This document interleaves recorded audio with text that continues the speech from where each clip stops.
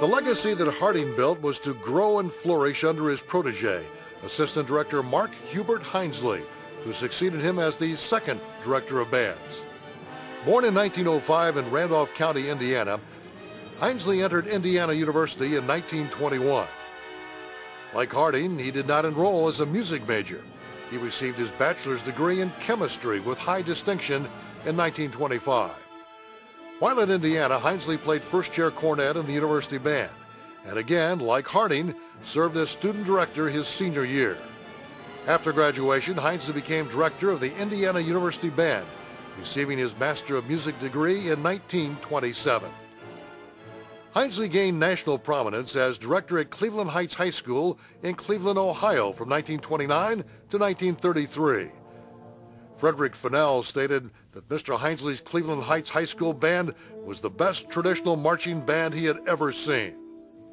While teaching at the National Music Camp at Interlochen, Michigan, Hindsley found time to write Band Attention, the first of 8 important music education texts.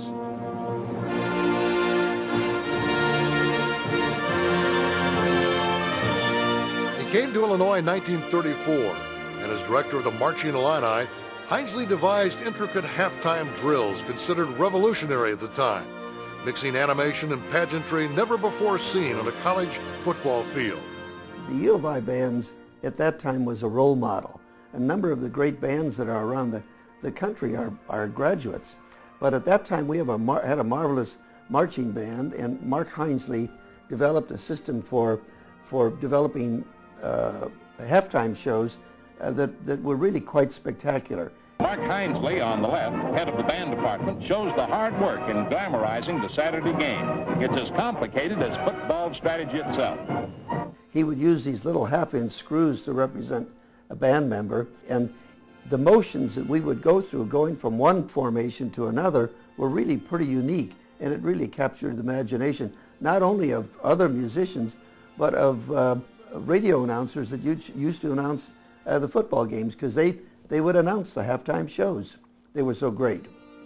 One of his most inventive creations, the 3-in-1, is still one of the university's most cherished traditions, nearly 70 years after its debut. Though Hindsley constantly experimented with technology and instrument construction and tuning, one of his greatest contributions was his extensive and masterful library of orchestral transcriptions. Undoubtedly influenced by Harding's early transcriptions, Hindsley would soon achieve greater acclaim than his mentor, amassing an impressive catalog of music that is still sold and performed throughout the world today.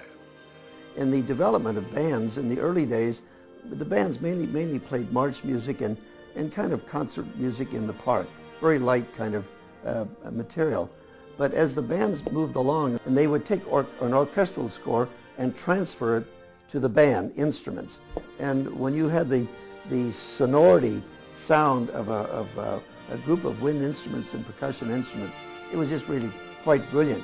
And what it did for the people in the band program, it exposed them to orchestral material, which many times they did not have the opportunity to do that. Mr. Hindsley was a master at that.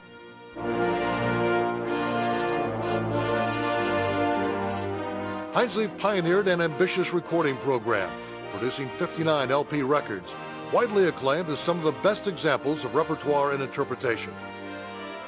Like many of his era, Hindsley's time at Illinois was interrupted by World War II. Commissioned in 1943 in the Army Air Corps, he served as music officer of the Air Training Command. He subsequently attained the rank of lieutenant colonel and was released from active duty in 1946. Hindsley served as a friend and mentor to 2 extremely capable and popular assistants, Marching Illini Director Everett D. Kissinger and Assistant Director Guy M. Duker. One of his personal achievements was the construction in 1955 of the Harding Band Building that replaced the temporary World War I era building that was home to the band for more than 40 years. A compulsive handyman and tinkerer, he designed and built in his home basement workshop a high-tech podium outfitted with the latest tuning, recording, and playback equipment for the new building. When Dr. Hindsley took over the band, he needed to have a different kind of podium that he would like to use because of his recording equipment that he wanted there. So what he did was to build his own, and it was really a master piece. And it was interesting because when he set the thing up in the band room, the people from the physical plant who were with the union came over to inform him that he could not use the podium because it wasn't built with union laborers, so he had to take it out. My understanding is that they took it all apart and put it back together again, the union carpenters, and now they could use the podium in the band building.